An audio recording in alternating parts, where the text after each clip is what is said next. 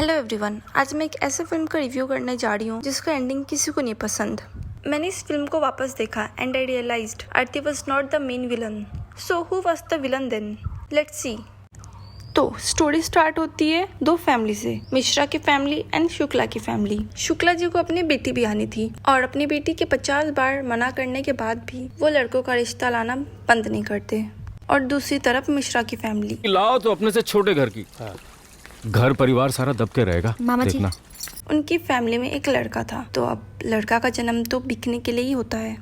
तो बेटा है, बेटी की शादी करके घर में दहेज ना आए, सोना चांदी ना आए, ऐसा थोड़ी ना होगा। और अब दोनों की ही तलाश खत्म होती है आरती पे और सत्तू पे। ये आरती और सत्तू को एक दूसरे पसंद आ जाते हैं। इतने रिश्ते रिजेक्ट करने के बाद आरती को लगता है कि सत्तू वो है जिसके साथ वो हमेशा के लिए रह सकती है और वो उसके लिए कंपेटेबल है। आरती ने फर्स्ट मीटिंग में ही बोल दिया था कि उसके ज़्यादा एक्सपेक्टेशंस है नहीं अपने पति से, बस इतनी है कि उसका पति उसे शादी के बाद जॉब करने देगा, क्योंकि वो हमेशा से टॉपर रही है, पढ़ाई में अच्छी रही है और उसे जॉब तो करनी ही है। तो जिसमें सत्तू इनोसेंटली बोलता है कि हाँ अच्छी बात है, दोनों नौकरी करेंगे तो इनकम भी अच्छी हो जाएगी, ये तो अच्छी बात है, आपकी पढ़ाई वेस्ट नहीं होनी चाहिए। लेकिन सत्तू के कहने से क्या होगा, सत्तू तभी बच्चा है, जोश जोश में कुछ भी कह देता है। अभी भी उसके अंडरवेयर उसकी माँ खरीदती है, तो घर में होगा वही जो उसकी माँ कहेगी। बेटा सत्तू तो बच्चा है, अभी जोश जोश में कुछ भी बोल देता है। उनका तो अंडरवेयर तक आज तक हम खरीद रहे हैं। मिश्रा खानदान की बहुएं ना काम नहीं करती, परंपरा है हमारी, समाज क्या कहेगा, बहुओं के पैसे पे पल रहे। हाँ, तो जब आरती की दीदी आरती के सास से ये सब बात करके आती है तो उन्हें लगता है कि वो आरती को गलत घर में भेज रही है, क्योंकि एक लड़की को इंडिपेंडेंट होना बहुत ज़रूरी है। क्योंकि आरती की दीदी एक हाउसवाइफ है, तो उन्हें कभी एज अ हाउसवाइफ होने का अप्रिसिएशन कभी मिला नहीं है अपने घर वालों से, अपने ससुराल वालों से, तो उन्हें पता है इंडिपेंडेंट होना क्या होता है। कौन सी? ये लाल वाली फाइनल करते हैं मम्मी। ये आरती को भी पसंद है। बेटा लाल तो लड़कियों का रंग होता है, हमारा बेटा थोड़ी ना लाल रंग पहन लेगा ऐसे। हाँ, एज यू कैन सी, इस पर्टिकुलर सीन में आरती ने सत्तू को बोला था कि वो रेड शेरवानी पहने, लेकिन उसकी मम्मी मना कर देती है रेड पहनने से और बोलती है कि रेड अच्छा नहीं है, रेड लड़कियों का कलर है, तो वो दूसरा वाला पहने, और सत्तू ने दूसरा वाला ही पहना। तो इधर भी वो आरती के चॉइसेस को प्रायोरिटाइज नहीं कर पाया। फिर शाम को बारात आती है, सब रेडी होते हैं, आरती भी रेडी होती है, लेकिन शाम को उसके रिजल्ट आ जाते हैं। किसके रिजल्ट? उसने पीसीएस एग्जाम दिया था जिसमें उसने प्री क्लियर करके मेंस भी क्लियर किया था, तो अब वो ऑफिसर बन सकती है। बट शादी के बाद तो उसकी सास ने उसे नौकरी करने के लिए मना किया था, तो शादी के बाद वो नौकरी करे इसकी बहुत ही कम चांसेस है।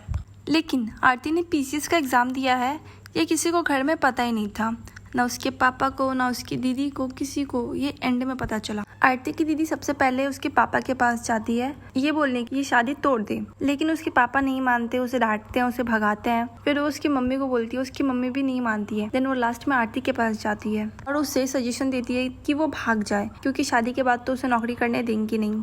आरती बोलती है सत्तू ने बोला है कि वो उसे नौकरी करने देंगे, बट उसकी दीदी उसे बताती है कि क्या क्या हुआ, उसकी सास ने उसे क्या क्या बोला, उसे एक्सप्लेन करती है।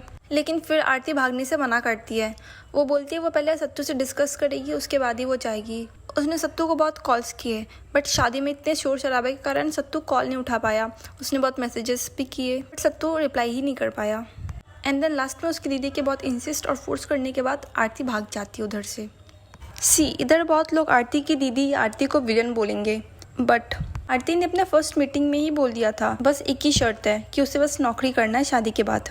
तो सत्तू को ही सीरियस लेके अपनी मम्मी से इसके बारे में डिस्कशन करना चाहिए। और अगर सत्तू ने पहले आरती के लिए स्टैंड नहीं लिया तो क्या गारंटी है कि वो शादी के बाद आरती के लिए स्टैंड लेके उससे नौकरी करने देगा। फिर जब आरती भाग जाती है तो आरती के मामा जी ये सारे मैटर को अपने हाथ में लेते हैं और आरती के पापा को समझाते हैं कि वालों को क्या बोलना है, एंड जो कैश दिए थे उन्होंने 18 लाख सत्तू के फैमिली को, वो वापस कैसे ले। फिर आरती के पापा और उसके मामा जाते हैं सत्तू के फैमिली के पास एंड बोलते हैं कि आरती अब भाग गई, लेकिन वो रियल रीज़न नहीं बताते वो क्यों भागी है। वो झूठ बोलते हैं, वो बोलते हैं कि वो दहेज के कारण भागी है, कि उन्होंने इतना ज़्यादा दहेज मांगा है इसीलिए वो भागी है। लेकिन ये उन्होंने इसलिए बोला क्योंकि सच बोलने पे वो लोग सारा कैश पैसा नहीं देते, कि उन्होंने सही किया है गैस, क्योंकि आरती के पापा सारी ज़िंदगी की कमाई और लोन लेके आरती की शादी करवा रहे थे। फिर सत्तू जाता है अपनी मम्मी के पास कैश पैसे लेने के लिए। उसकी मम्मी बोलती है कि 8 लाख तो खर्च हो गए। फिर सत्तू और उस सत्तू की मम्मी जाते हैं जेवर बेचने के लिए। फिर उधर से वो लोग पैसा लेके टोटल 18 लाख रुपया कैश वो लोग आरती के फैमिली को देते हैं। फिर अपने पापा और मामा को छुड़वा के लाते हैं। अब कहानी सीधे 5 साल बाद की दिखाती है, जहाँ पे आरती एक पीसीएस ऑफिसर बन चुकी है और उसकी फ्रेंड जो है नीलम, उसे भी आरती ने अपने ऑफिस में नौकरी दिलवा दी है। और अब आरती पर झूठा केस हो जाता है कि उसने रिश्वत ली है 3 करोड़ की।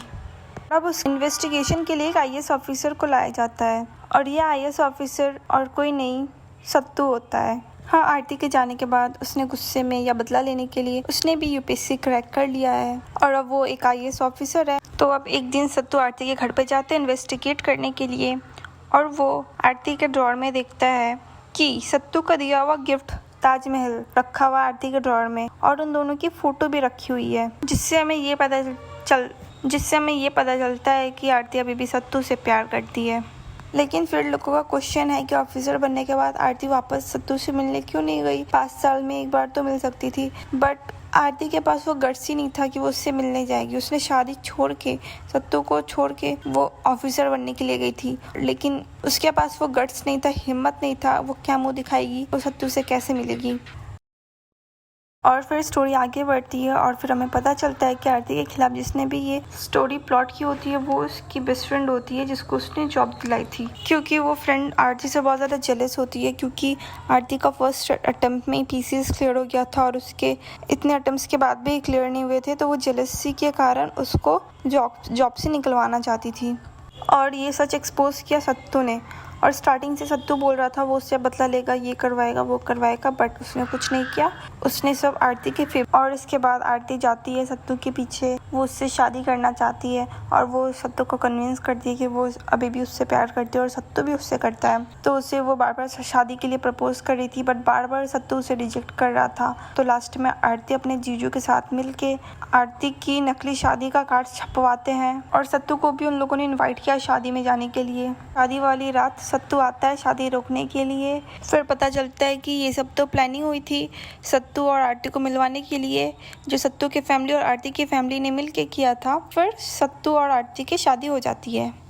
तो यही एंडिंग थी इस मूवी की, जो कि बहुत से लोगों को पसंद नहीं होती, लेकिन यही एंडिंग बेस्ट है, क्योंकि लोग बोलते हैं कि आरती शादी छोड़ के भाग गई, सत्तू को धोखा दे के भाग गई, उसके बाद सत्तू ने उसके साथ क्यों शादी किया। लेकिन उस टाइम आरती ने जो डिसीजन लिया वो बिल्कुल सही डिसीजन था, क्योंकि उसके पास और कोई ऑप्शन भी नहीं था।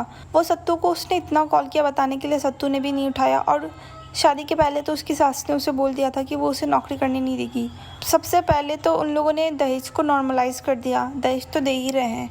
उसके बाद अब लड़की काम भी ना करे, लड़की खुद के लिए स्टैंड भी ना ले, ना इंडिपेंडेंट हो। नहीं, ऐसा तो नहीं हो सकता। इससे सोसाइटी को भी एक गलत मैसेज जाता कि शादी के बाद लड़की काम ना करे, घर में रह जाए, भाग्य और खुद के लिए स्टैंड ली। इससे सोसाइटी को अच्छा मैसेज गया। तो आप कमेंट सेक्शन में बताएं कि आपको क्या लगता है, what's your opinion, and subscribe my channel for such videos.